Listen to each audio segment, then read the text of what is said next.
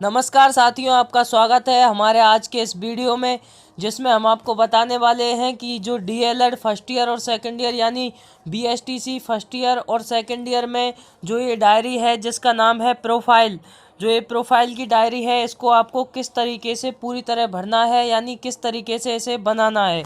यह डायरी दोनों वर्षों में चलती है, यानी कि डीएलएड प्रथम वर्ष और द्वितीय वर्ष दोनों के लिए यह आपको यहाँ पर मान्य होती है।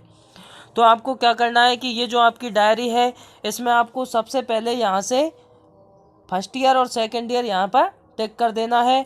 अपने जो नाम वगैरह जो थोड़ी बहुत डिटेल है वो आपको यहाँ पर से ऊपर इसमें भर देनी है। आपका नाम, पिताजी का नाम, आपका कक्षा का जो रोल नंबर है वो यहाँ पर, और आपका जो सेक्शन है, वर्ग है वो यहाँ पर, और शैक्षणिक योग्यता यानी आपकी कौन सी क्लास है, आप फर्स्ट ईयर में हैं या सेकेंड ईयर में।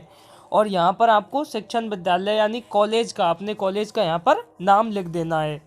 इसके बाद देखिए गाइज, मैं आपको बताने वाला हूँ कि आपको इसमें अंदर जितने पेज हैं उनको किस तरीके से भरना है, इसमें क्या मैटर लिखना है। तो चलिए गाइज, चलते हैं वीडियो में आगे की ओर। लेकिन उससे पहले यदि आपने अब तक हमारे चैनल को सब्सक्राइब नहीं किया है तो प्लीज़ हमारे चैनल को सब्सक्राइब करें और हमारे साथ जुड़े रहें इसी तरह की जानकारियों को प्राप्त करते रहने के लिए। और आपको इस चैनल पर डीएलएड से संबंधित सभी जानकारी मिलती रहती है और सभी डायरियां मैं आपके लिए यहां पर लेकर आऊंगा। तो आप प्लीज़ इस चैनल को सब्सक्राइब करके रख लें और बेल आइकन को भी ज़रूर ऑन करें, जिससे कि मैं जो भी वीडियो डालूं वो आप तक तुरंत पहुंच सके। तो चलिए गाइस, शुरू करते हैं आज का वीडियो।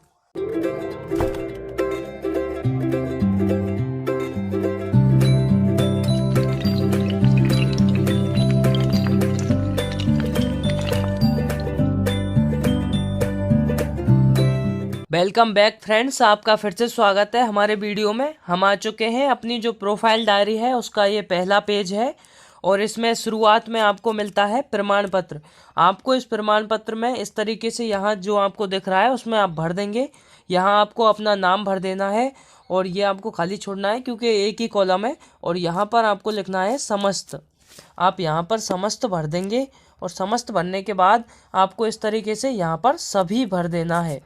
अब देखिए, आप पढ़ सकते हैं, व्यक्तिगत मार्गदर्शन में समस्त विषय में सभी पाठों का यहाँ पर शिक्षण कार्य पूर्ण हो गया है यानी किया है। इसके बाद आपको क्या है, आगे चलना है। यहाँ पर आपको अपने साइन कर देने हैं और यहाँ पर आपको अपने जो डीएलएड प्रभारी हैं उनसे यहाँ पर आपको साइन करवा लेने हैं। और जब आपकी इंटर्नशिप पूरी हो जाती है तो इनके बीच में आपको यहाँ पर आपका जो विद्यालय था इंटर्नशिप वाला, उसके संस्था प्रधान के आपको यहाँ पर हस्ताक्षर एवं मोहर लगवा लेनी है। इसके बाद आपको मिलती है यहाँ पर इंडेक्स यानी संकेतिका। तो आप चलते हैं संकेतिका की ओर। इसमें कुछ 9-10 जो टॉपिक हैं इनको आप यहाँ पर से भर सकते हैं। संकेतिका को भरने के लिए आप जो टॉपिक इस्तेमाल कर रहे हैं वही टॉपिक आपको आगे डायरी में डिटेल्ड में लिखने हैं। तो आप यहाँ से संकेतिका भर सकते हैं इनको देखकर, जैसे कि विद्यार्थियों की संख्या है, विद्यार्थियों की पृष्ठभूमि, विद्यार्थियों द्वारा अभिलेखों का वितरण है, और आपको इनकी जो पृष्ठ संख्या है वो भी इधर अंकित करनी होगी और क्रम संख्या इधर। इस तरीके से आप यहाँ पर 9-10 जो टॉपिक हैं आप यहाँ से देखकर इसमें लिख सकते हैं। इसके बाद जो है पहला जो आपका आता है वो आता है विद्यार्थियों की संख्या। तो इसमें आपको क्या करना है कि आपका जो विद्यालय आपको आवंटित हुआ है उस विद्यालय में जो छात्र हैं उनको इस तरीके से यहाँ पर वर्गीकृत करके उनकी संख्या को यहाँ पर आपको दिखा देना है।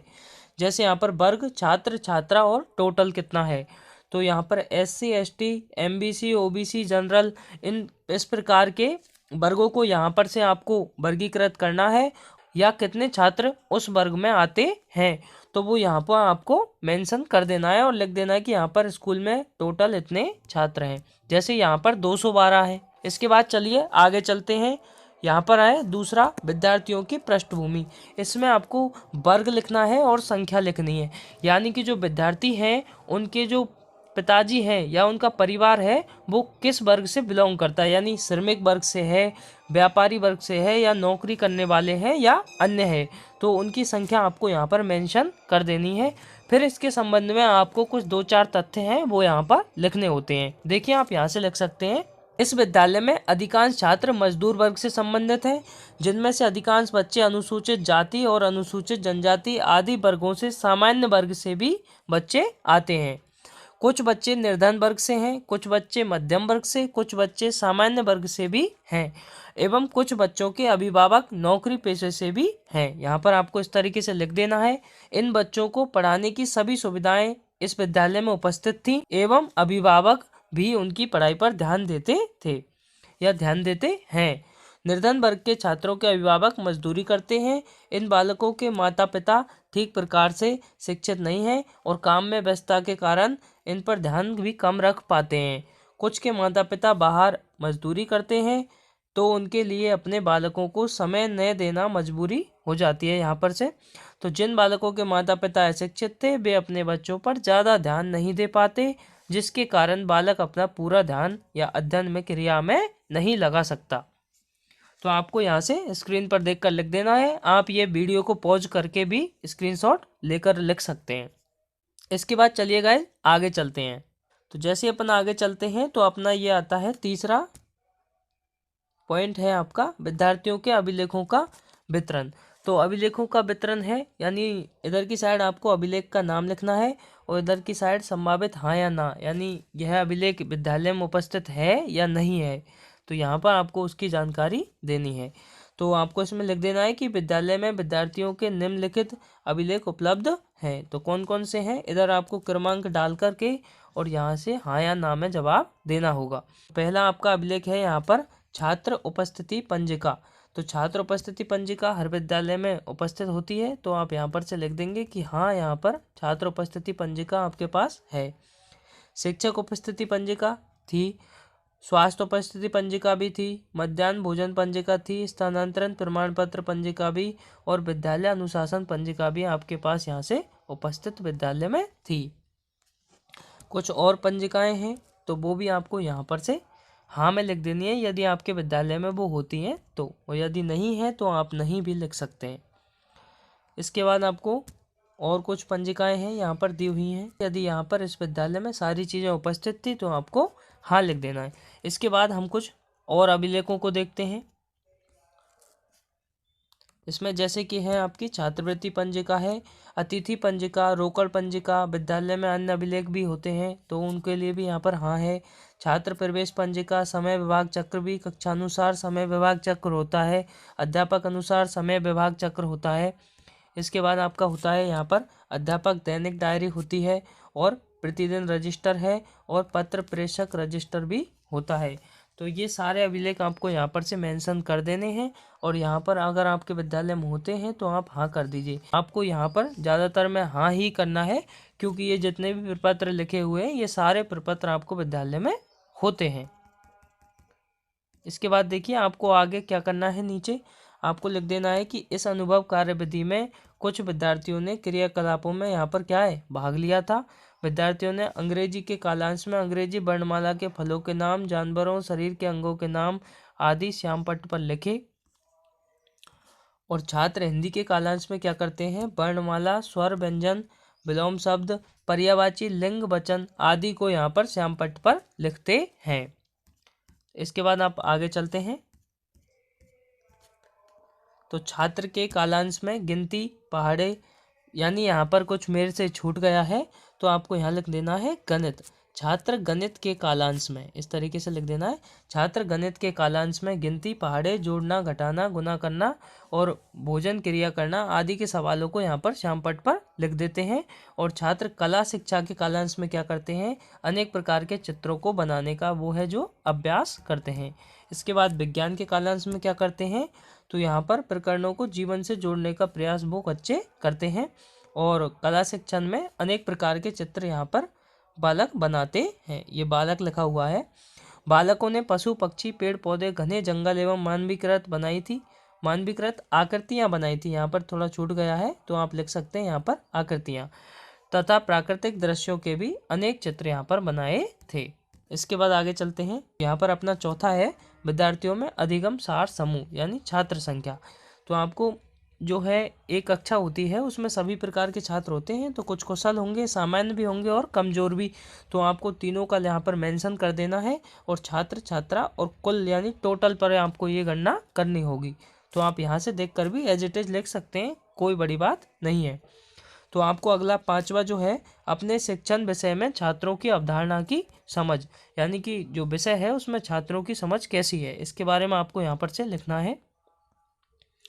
तो आप लिखेंगे कि मुझे शिक्षण अभ्यास कार्य हेतु अंग्रेजी विषय पढ़ाने हेतु कक्षा 4 व 5 आवंटित हुई। आपको यदि और कोई कक्षा आवंटित हुई है तो आप वह भी लिख सकते हैं, वरना आप यहाँ से भी इसको लिख सकते हैं।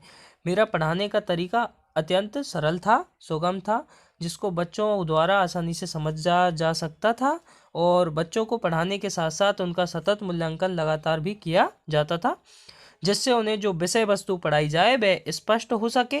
यानी यहाँ से क्या था कि बच्चे जो है वो अपनी विषय वस्तु को अच्छी तरह स्पष्ट कर सके, समझ सके, क्योंकि चाहे उन्हें पढ़ाने के लिए कोई भी शिक्षण सामग्री यहाँ पर से काम में ली गई हो। इसके बाद आप लिखेंगे, अगला है, यह स्पष्ट था कि बच्चों को उनकी मातृभाषा में ही अध्ययन कराया गया, जिससे बच्चों को विषय वस्तु या अच्छी प्रकार से समझने में क्या है, समझ में आ गई और पढ़ाने का तरीका रोचक एवं हाव भावों से युक्त, जिससे बच्चे पढ़ने व समझने में रुचि ले सकें तथा उनके मस्तिष्क में विषय वस्तु स्पष्ट हो जाए। विषय वस्तु को बच्चों के मस्तिष्क में स्थायी बनाने के लिए यहाँ पर से पुनः गृह कार्य के रूप में विषय वस्तु में संबंधित कुछ प्रश्न हल करने के लिए दिए जाते थे। छात्रों की शिक्षण के प्रति बहुत अच्छी रुचि हो तथा वे विद्यालय के सर्वाधिक अध्यापक में मुझसे शिक्षण कार्य करवाने की रुचि रखते हैं। यानी कि हैं लिख देना है आपको यहाँ पर से, हो के बजाय हैं, ठीक है। क्योंकि ये बात जो है ये है कि बच्चों ने मेरे अध्ययन में बहुत रुचि ली और अन्य शिक्षकों के बजाय वो मेरे से पढ़ने में रुचि लेते थे। तो यहाँ पर छात्र शिक्षण की क्रिया के दौरान अधिक समय की लालसा रखते थे, यानी कि जैसे कि आपका पीरियड है वो ख़त्म हो जाता था, उसके बाद भी बच्चे कहते थे आपसे कि आपको और पढ़ाना है सर, आप और पढ़ा दीजिए।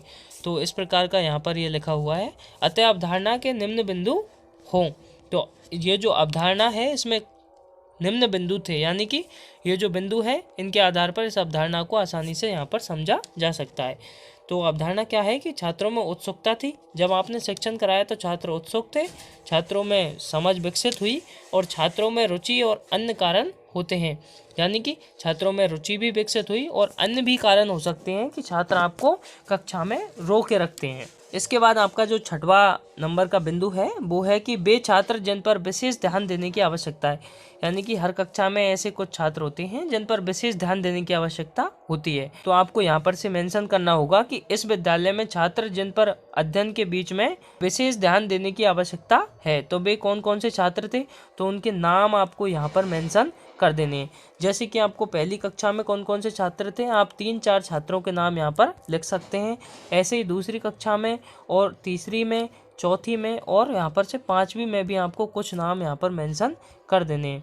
जो नाम आपके थे, यानी जो बच्चे थे वो यहाँ पर कमज़ोर थे, यानी जिन पर विशेष ध्यान देने की आवश्यकता थी, तो वो नाम आप यहाँ पर मेंशन कर देंगे। इसके बाद आपको क्या करना है कि इसके बारे में थोड़ा डिटेल यहाँ पर आपको लिख देना है। कैसे लिखना है, देखिए, इन सभी कक्षाओं में जो हमें शिक्षण कार्य करवाया जाता है, उपयुक्त बालक कमज़ोर थे, यानी जो ऊपर नाम दिए हैं आपने वो कमज़ोर थे, जिन पर विशेष ध्यान देने की यहाँ पर आवश्यकता है, और कुछ बालक होशियार भी थे। तो होशियार बालकों के नाम आपको यहाँ पर नीचे मेंशन कर देने हैं, यानी जिन बालकों की थोड़ी बुद्धि लब्धि अच्छी होती है तो वो चीज़ों को अच्छी तरह से यानी जल्दी समझ लेते हैं, तो उनके नाम आपको कक्षावार यहाँ पर मेंशन कर देने हैं कि पहली कक्षा में, दूसरी में, तीसरी में कौन कौन था, तो यहाँ पर आपको मेंशन कर देने हैं। 5वीं कक्षा तक वही उसी तरीके से। तो इसके नीचे भी आपको लिख देना है कि ये सभी बालक पढ़ने में क्या थे, होशियार थे, और कमज़ोर छात्रों में चौथी कक्षा का जो श्याम है वो तो हिंदी ठीक से भी नहीं पढ़ पाता था। हिंदी भी जब बालक ठीक से नहीं पढ़ पा रहा है तो अंग्रेजी कैसे पढ़ पाएगा। तो इस तरीके से आपको फिर आगे चलना है और आपको इसमें कुछ लाइन और मेंशन करनी है। यह कभी कभी गृह कार्य भी पूरा नहीं करके लाता था। कौन? श्याम। यानी आप जिस बच्चे के बारे में लिख रहे हैं उसके बारे में आपको यहाँ थोड़ा और लिखना है। विद्यालय में कई कक्षाओं में अनेक छात्र हैं जो उन पर अधिक ध्यान देने की क्या थी, आवश्यकता थी, जो मानसिक रूप से भी कमजोर है। कुछ छात्र ऐसे होते हैं जिनकी बुद्धि लब्धि भी कम होती है, उनकी अध्यापकों को विद्यालय समय के अतिरिक्त समय देना चाहिए। तो अध्यापकों को क्या करना चाहिए कि उनको अलग से समय देना चाहिए। ऐसे छात्र जो आर्थिक एवं शैक्षिक स्थिति में कमजोर हैं, उन्हें अतिरिक्त समय के हिसाब से ध्यान देना चाहिए। इसी प्रकार जो छात्र किसी कारणवश विद्यालय किसी दिन नहीं आ सकते, तो उनको भी टीचर्स को क्या है, उनकी हेल्प भी करनी चाहिए, सहायता करनी चाहिए। आगे चलिए, देखिए यहाँ पर अगला आपका 7वां जो है वो है विद्यालय में उपलब्ध जल व्यवस्था पर विचार। यानी आपको जो विद्यालय अलर्ट हुआ था उसमें जल व्यवस्था किस तरीके की थी, तो आपको उस जल व्यवस्था पर आपको यहाँ पर थोड़ा लिखना है। तो आप लिखते हैं कि विद्यालय में जल व्यवस्था, ये आपको नहीं लिखना है यहाँ से, विद्यालय में जल व्यवस्था एकदम अच्छी थी और व्यवस्थित थी। पीने हेतु ताज़ा पानी जो है भरा जाता था। एक टंकी बनी हुई है जिसकी समय समय पर सफाई भी की जाती थी एवं लाल दवा यानी KMnO4 का प्रयोग किया जाता था। पानी व्यर्थ ना बहे इसके लिए एक खड्डे खोदा गया था जो कि ऊपर से बंद भी था, जिससे कोई हादसा नहीं हो सकता और सारा पानी उस गड्ढे में ही चला जाता था। इसके बाद आपका जो 8वां टॉपिक है वो है विद्यालय में खेलकूद व्यवस्था पर विचार। तो आपको यहाँ पर विद्यालय में खेलकूद के बारे में लिखना है, तो आप यहाँ से स्क्रीन पर देखकर लिख सकते हैं।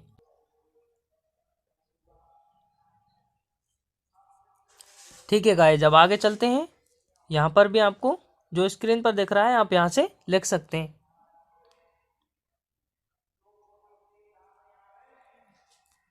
ठीक है, अब आपका जो यहाँ से आप यहाँ तक 8वां आपका पॉइंट जो है वो यहाँ तक ख़त्म हो जाता है। इसके बाद आपको जो 9वां पॉइंट है वो यहाँ से लिखना है कि विद्यालय में शौचालय व्यवस्था पर विचार।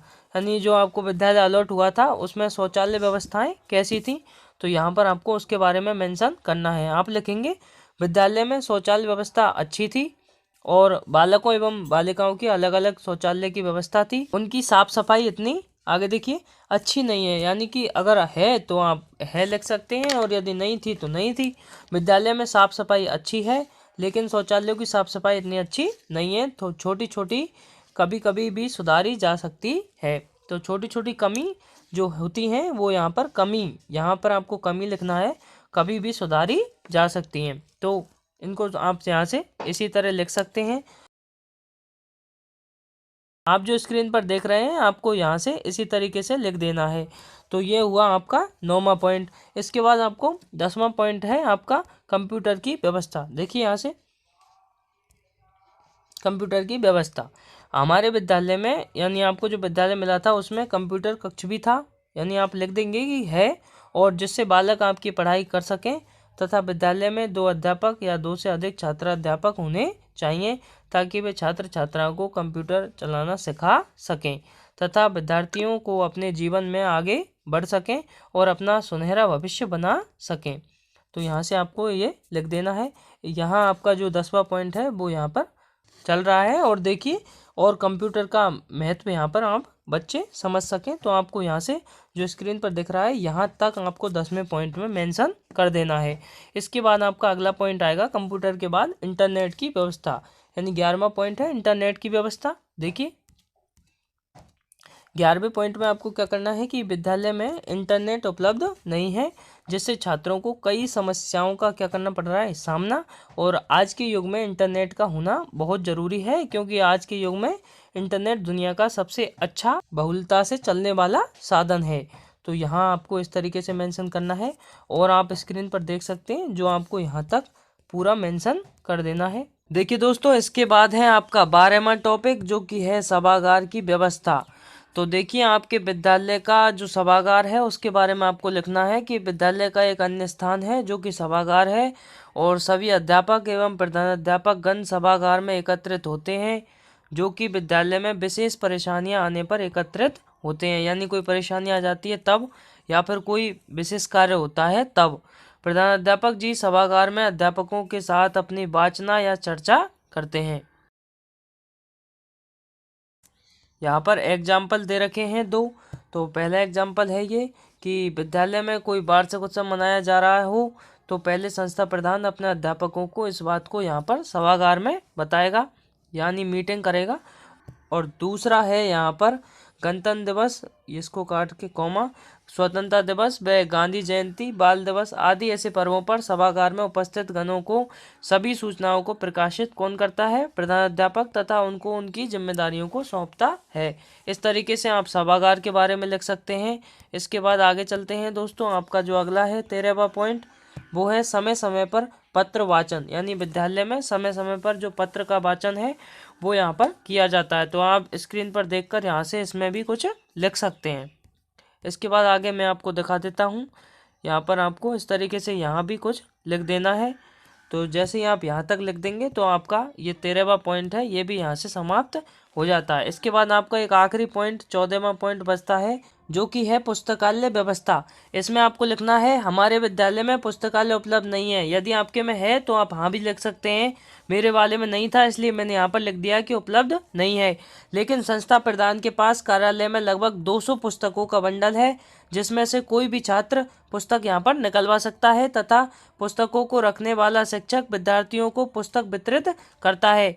छात्र अपना नाम दर्ज करवाकर यहाँ पर पुस्तक प्राप्त कर सकते हैं एवं निश्चित समय के बाद पुस्तक को जमा करवा के दूसरी पुस्तकों का उपयोग कर सकते हैं और दूसरी पुस्तक प्राप्त कर सकते हैं। देखिए दोस्तों, यहाँ पर पूरे 14 जो टॉपिक हैं वो यहाँ पर कंप्लीट हो चुके हैं। मैंने इंडेक्स में 11 ही मेंशन किए हुए हैं क्योंकि वहाँ पर ज़्यादा जगह नहीं थी। आप चाहें तो 11 टॉपिक भी इस डायरी में बना सकते हैं, आप चाहें तो 14 भी बना सकते हैं। 11 में भी आपकी डायरी कंप्लीट हो जाएगी। तो यहाँ पर हमारी जो प्रोफाइल की डायरी है वो यहाँ पर से कंप्लीट होती है। तो थैंक यू दोस्तों, वीडियो में लास्ट तक बने रहने के लिए आपका बहुत बहुत धन्यवाद।